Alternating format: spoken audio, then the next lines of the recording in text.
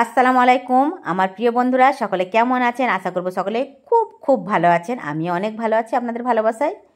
আমি নূরজাহান আজ আপনাদের জন্য একটি ডিম প্যাটিস পরোটা নিয়ে চলে এলাম। আর এটি এত সহজভাবে তৈরি হয়, দেখলে অবাক হয়ে যাবেন। চলুন এই পরোটা আমি তৈরি করার জন্য কি কি ব্যবহার করেছি তা আপনাদের সঙ্গে শেয়ার করি। এর জন্য আমি একটা পাত্র নিয়ে নিয়েছি আর এর মধ্যে নিয়ে নেব 2 কাপ মতো ময়দা। হ্যাঁ, 2 কাপ মতো ময়দায় অসাধারণ প্যাটিস পরোটা এইভাবে তৈরি হয়ে যায়। 2 কাপ ময়দা নিয়েছি আর নিয়ে নেব আমি লবণ। অবশ্যই স্বাদ মতো লবণটা নিতে হবে। আমি 2 কাপ ময়দার মধ্যে 1.5 চামচ মতো লবণ ব্যবহার করব। এর জন্য আমি একটা চামচ নিয়েছি আর এই চামচের 1.5 চামচ মতো লবণ এর মধ্যে দিয়ে দিয়েছি। আর দেব 1 চামচ মতো, একটি মিডিয়াম চামচের 1 চামচ মতো সাদা রিফাইন অয়েল। হাতের সাহায্যে এটাকে আমি ভালোভাবে মুথে নিচ্ছি। দেখুন এর মধ্যে যে অয়েলটা দিয়েছি সেটা কিন্তু কোনোরকমভাবে যেন গুটি না বাঁধে, এই ময়দার সঙ্গে ভালোভাবে মেশানো যায়। আমিও দলে দলে কিন্তু এটার সঙ্গে মিশিয়ে নিয়েছি আর কথা বলতে বলতে এটা মেশানো হয়ে গেছে।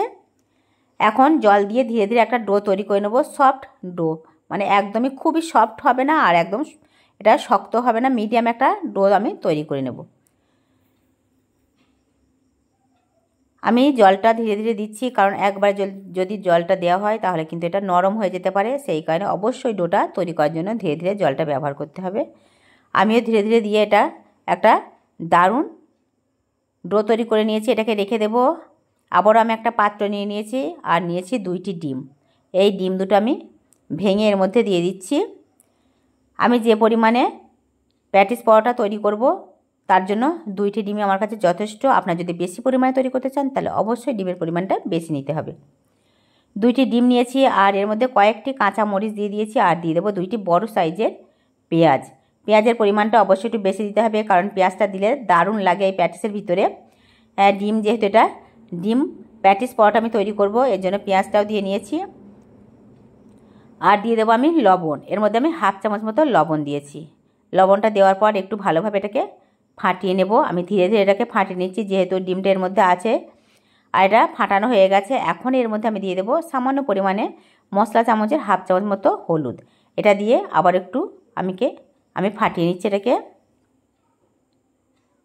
এটা ফাটানো হয়ে গেছে প্রায়। আমি একটা এখন তৈরি করে নেব ব্যাটার। এর জন্য আমি আবার এর মধ্যে 1 চামচ মতো সাদা রিফাইন অয়েল আর দিয়ে দিচ্ছি আমি 2 চামচ মতো ময়দা। এই ময়দাটা এই রিফাইন অয়েলের মধ্যে দিয়ে আমি একটা ব্যাটার তৈরি করে নেব। সেই ব্যাটারটা কিন্তু আমার অনেক উপকার লাগবে আর কিভাবে সেটা ব্যবহার করব সেটা আপনাদেরকে ধীরে ধীরে সবই দেখাবো। তার জন্য সঙ্গে থাকবেন আর পুরো ভিডিওটা দেখতে থাকবেন। দেশ এবং দেশের বাইরে যেখান থেকে আমার ভিডিওটা দেখছেন সকল প্রিয় বন্ধুরা আমার পাশে থাকবেন। আর যদি ভালো লেগে থাকে তাহলে অবশ্যই চ্যানেলটিকে সাবস্ক্রাইব করে আমার পাশে থাকবেন, বেল আইকনটি ক্লিক করে রাখবেন।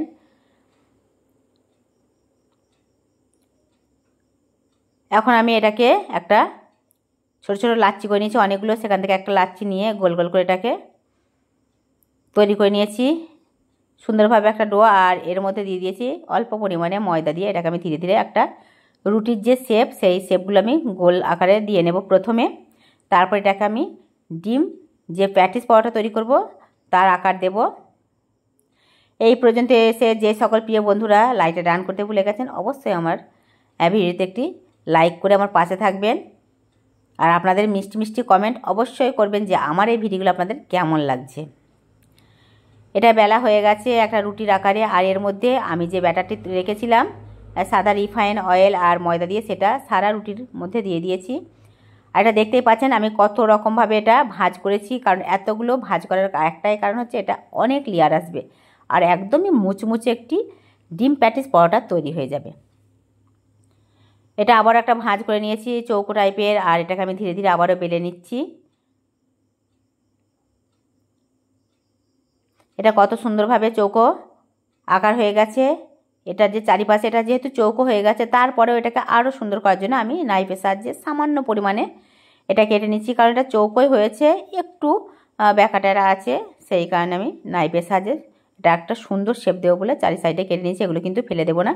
আবারও আমি বাকি যে ছোটো ছোটো লাচ্ছিগুলো আছে তার সঙ্গে আবারও এগুলো জুড়ে দেব।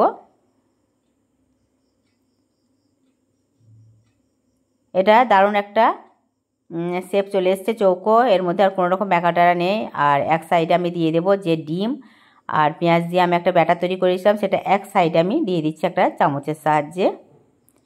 দেখে বুঝতেই পারছেন আমার প্রিয় বন্ধুরা, এত সহজ উপায় হয়তো নাস্তার হয় না। এই ধরনের প্যাটিস পরোটা, ডিম দিয়ে প্যাটিস পরোটা যদি তৈরি করতে চান, অবশ্যই এইভাবে ঝটপট তৈরি করে দিতে পারেন। বাচ্চাদের টিফিন, নাস্তা, অতিথির যে কোনো সময়টা তৈরি করে দিতে পারেন, সকাল বিকাল। আর সকলকে এইভাবে ভালোবাসা দিতে পারেন, পরিবারের সকলকেই। আমিও খুব ঝটপট করে এগুলো তৈরি করে নিচ্ছি দেখুন। আর চারি সাইডটা এইভাবে আমি একটু চেপে চেপে দিচ্ছি হাতের সাহায্যে, তাহলে কিন্তু যে ডিমটা এর মধ্যে দিয়েছি সেটা আর বাইরে বার হয়ে যাবে না। এটা হাতে করে চেপে চেপে দেওয়ার পর আবারও আমি একটা নাইফের সাহায্যে কিন্তু সাইডটা অল্প, খুবই সামান্য পরিমাণে কেটে দেবো, তাহলে এটার কোনোভাবেই খুলে যাবে না এই মুখটা। চারি সাইডের যে মুখগুলো সেটার কোনোভাবেই খুলে যাবে না। আর দেখতেও এটা দুর্দান্ত লাগছে দেখুন। চারি সাইডে আমি কিন্তু কেটে দিচ্ছি, কত সুন্দরভাবে এটা লাগছে দেখতে। প্রত্যেকটা এই ডিম প্যাটিস পরোটা কিন্তু একই রকমভাবে আমি শেপ দিয়ে নেব আর তৈরি করে নেব বাকিগুলোও। এটাও দেখুন চারি সাইডগুলো কত সুন্দরভাবে মুড়ে গেছে। এটা খোলার কোনো রকম সম্ভাবনা নেই। এইভাবে বাকি যেগুলো আছে সেগুলো আমি তৈরি করে নেব আর চলে যাব গ্যাস ওভেনের কাছে।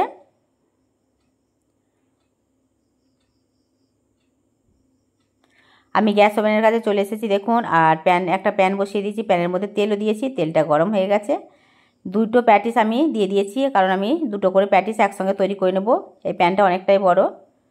এক সাইডটা হয়ে গেছে, আমি বাকি আর এক সাইডটা উল্টে দিচ্ছি, কারণ দুটো সাইডই এইভাবে ভেজে নিতে হবে। এই ডিম প্যাটিস পরোটা যতটা ক্রিসপি মুচমুচে হয় ততটা এটা টেস্টি, দারুণ লাগে, অসাধারণ একটি রেসিপি। আর এটা কিন্তু খুবই সহজ উপায়ে হয়ে যায়। এই কারণে সকল বন্ধুদের বলবো অবশ্যই তৈরি করবেন এই ধরনের রেসিপি, আর খেয়ে দেখবেন আপনাদের কেমন লাগে। ভালো লাগলে লাইক, কমেন্ট, শেয়ার করতে ভুলবেন না। এগুলো দুই দিকে আমি ভালোভাবে ভেজে নিয়েছি। আর দেখুন কতটা সুন্দর ফুলে ফুলে এটা একদম লেয়ারগুলো বার হয়ে আসছে। দেখতেই পাচ্ছেন কতটা লেয়ারগুলো, এগুলো ভাঁজগুলো দেখা যাচ্ছে। আর ভীষণই মুচমুচে হয়েছে, ক্রিসপি হয়েছে। এখন আমি এগুলোকে তুলে নেব।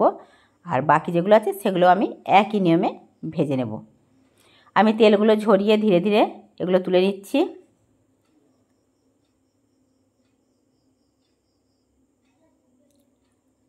সবগুলো আমি একই নিয়মে তৈরি করে নেব। আর সবগুলো আমার তৈরি করা হয়ে গেছে, আপনাদের সামনে নিয়ে চলে এসেছি। দেখুন এটা কতটা সুন্দর এটা কালার এসছে, যেমন এটা দেখতে হয়েছে। আর ফুলে কিন্তু ভীষণই ক্রিসপি মুচমুচে হয়েছে। হাত দিলেই কিন্তু এটা একদম মুচমুচে ভেঙে যাচ্ছে। দারুণ লেয়ার এসছে, দেখতেই পাচ্ছেন। পরোটা যদি এই ধরনের হয় তাহলে কিন্তু খেতেও কিন্তু ভীষণ মজা লাগে। আর দেরি করবেন আমার প্রিয় বন্ধুরা, এইভাবে তৈরি করুন আর খেয়ে দেখুন আপনাদের কেমন লাগে। আশা করবো আপনাদের অনেক অনেক ভালো লাগবে আর এই ভিডিওটা আপনাদের অনেক উপকারে আসবে। সেই কারণে আর দেরি করবেন না, সকল প্রিয় বন্ধুরা এইভাবে তৈরি করুন আর খেয়ে দেখুন।